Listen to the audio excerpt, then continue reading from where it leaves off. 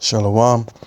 First, I'd like to say Brakafah Yahweh Shemashai, double honors to the elders and apostles of GreatMillStone. Brakafah Yahweh Shemashai Bashim Rukakadash.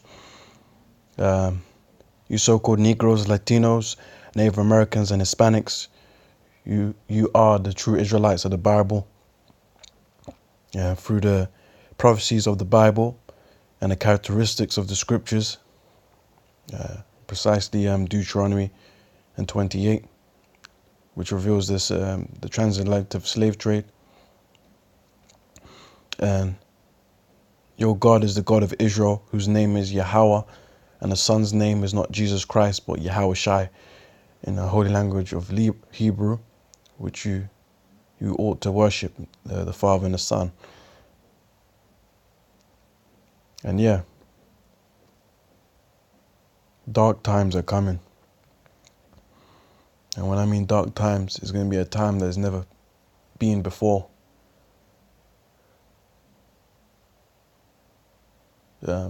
People are going to be in great fear, trembling at heart.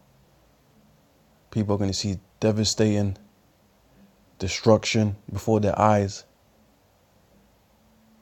People are going to be dying in the street like flies.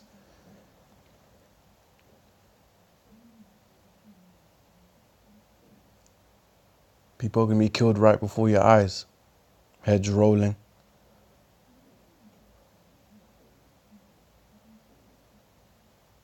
Bullets flying around you, missiles, tanks. It's going to be total chaos, countries versus countries, nation against nations, like the book of Matthew 24. People taken to concentration camps.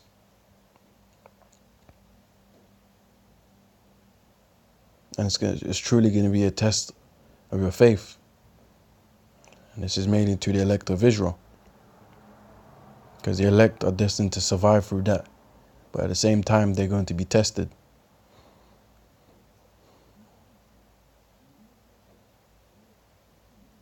So just hold the thought that anything can happen. So therefore, if you know anything can happen, what do you need to have? Fear, most definitely, and faith in Yahweh Shemashai, because he's the one that can deliver. And he's also the one that can destroy you. We're reading the book of Amos, chapter 5, start from verse 18. Woe unto you that desire the day of the Lord Yahweh.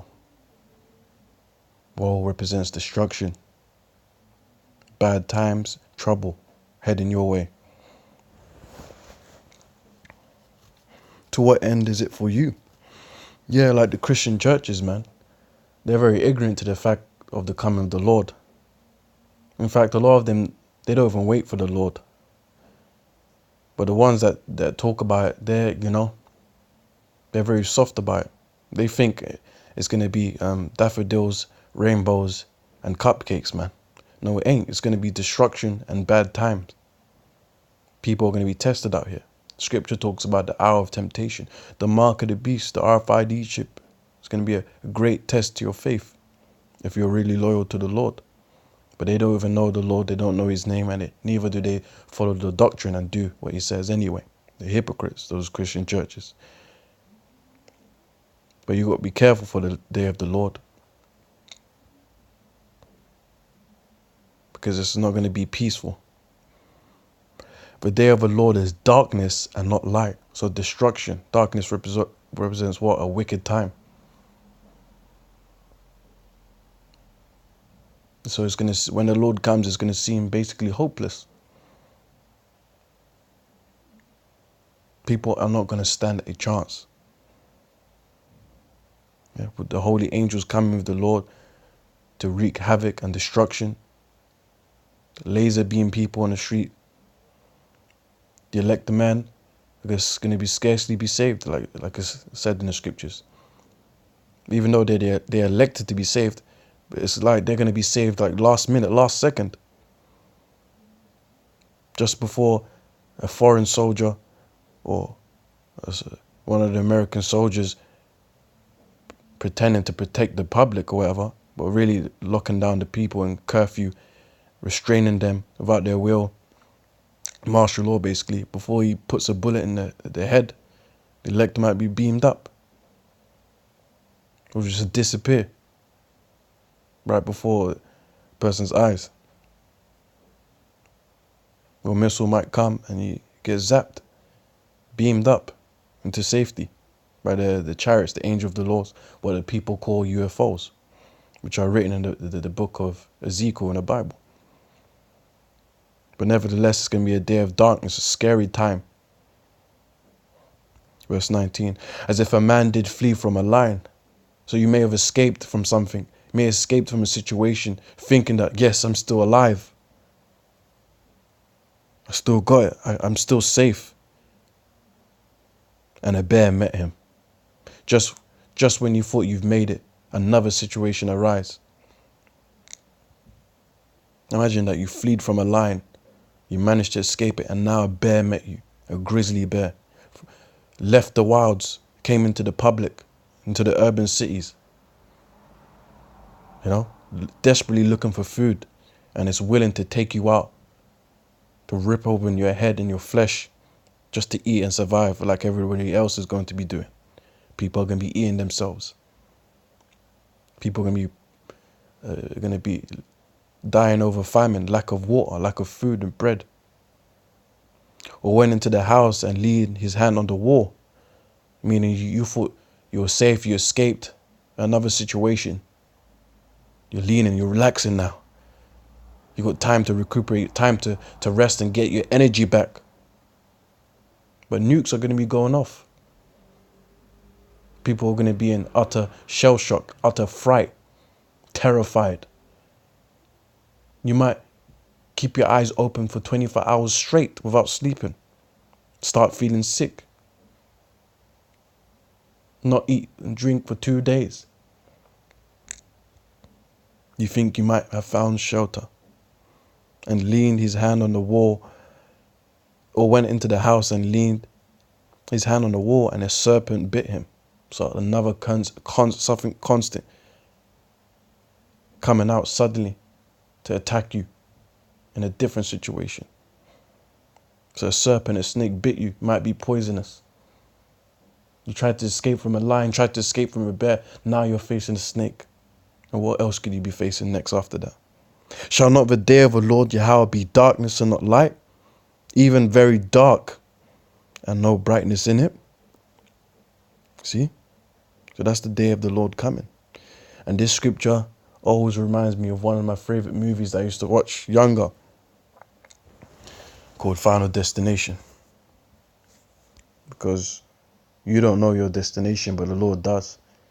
And if you're meant to die, you cannot escape death. And those that are meant to be saved, the elect of Israel, so-called Negroes, Latinos, and Americans, and the Israelite foreigners scattered throughout the earth, who are Israelites, by seed. If you are destined to be saved, the Lord will save you. But within that, you're going to be tested.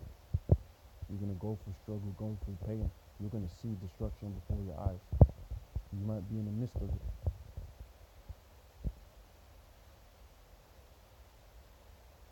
Dark time will come to all, and there won't be escape from it. Like I said, this reminds me of a great movie I used to watch, Final Destination.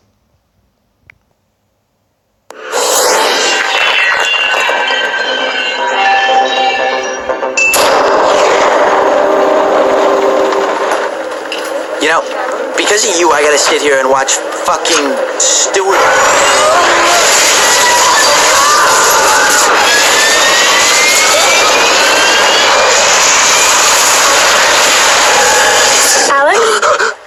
Could you trade seats with Blake so she knows? Fucking please! It's gonna blow up! It's gonna blow up! Are there any survivors?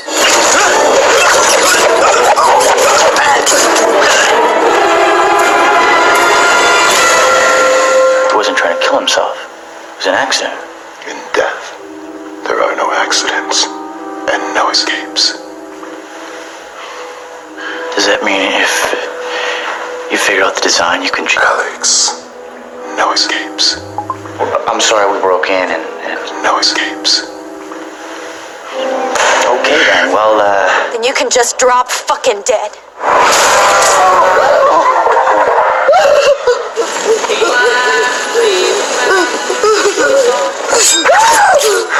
Just stay still.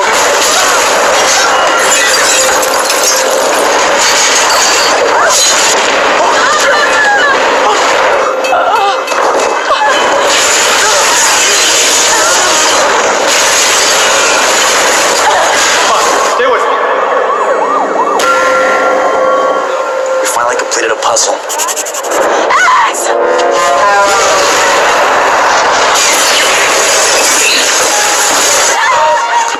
I told you were next.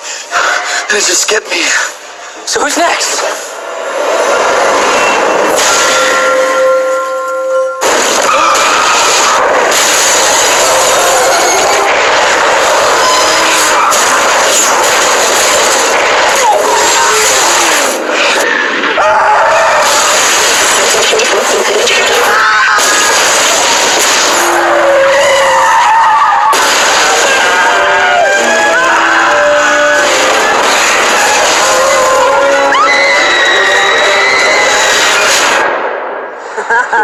Oh, easy, Kimmy. First year driving? There's gonna be a huge accident. We're all gonna die. Jesus! Evan Lewis is dead. I'm not following you. If Clear's right about the order, then Nora and Tim are gonna be attacked by pigeons. I'm not following you. Like, they're next on death's list. I'm not following you. If we don't find them, they're gonna die. Pigeons?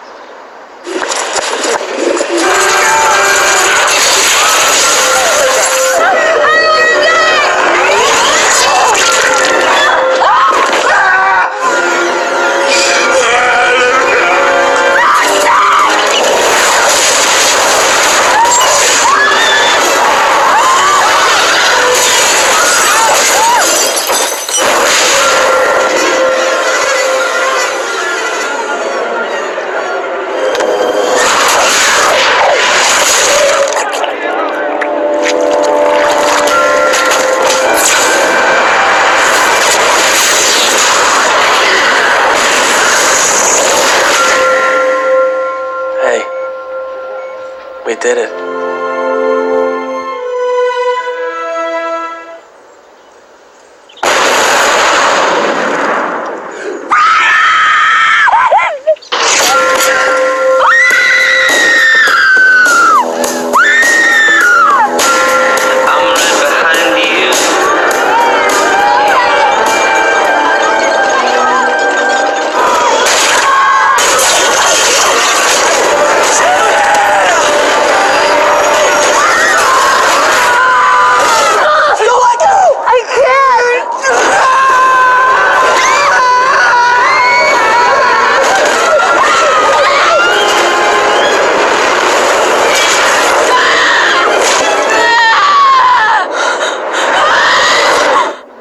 Yo, what, you can't read? Oh, well. I saw it in my head.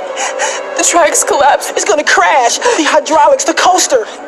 No, it's happened before. Okay, I went online looking for an explanation. 6 years ago, they went on a trip to Paris.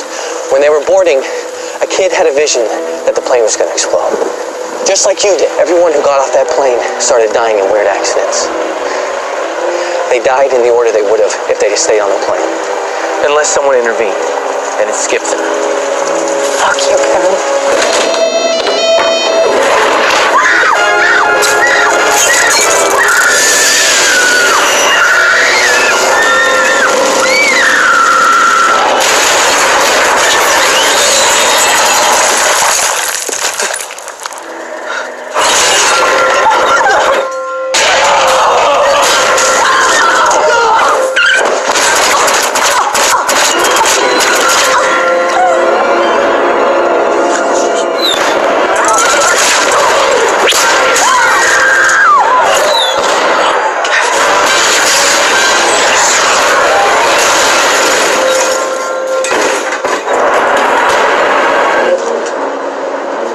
with someone.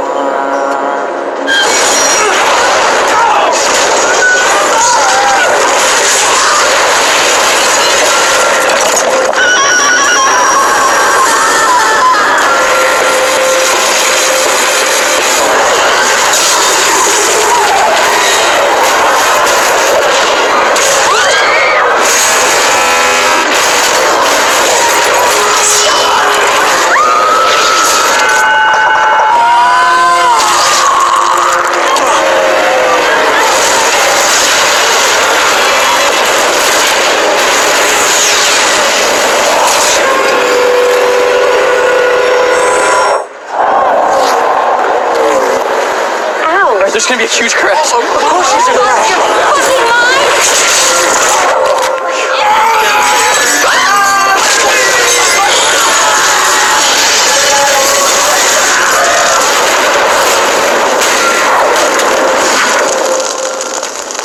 I've got my eye on you.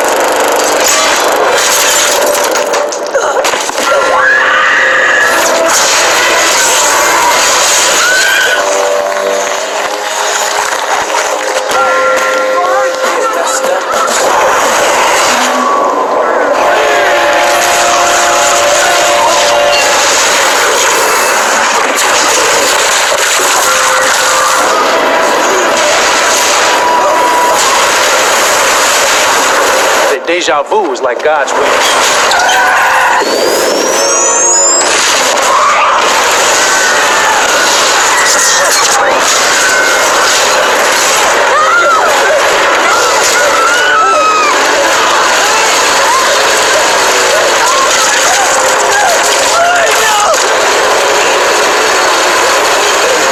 I mean, it's deja vu. My wife said that deja vu is like God's will. Pays to be safe, man.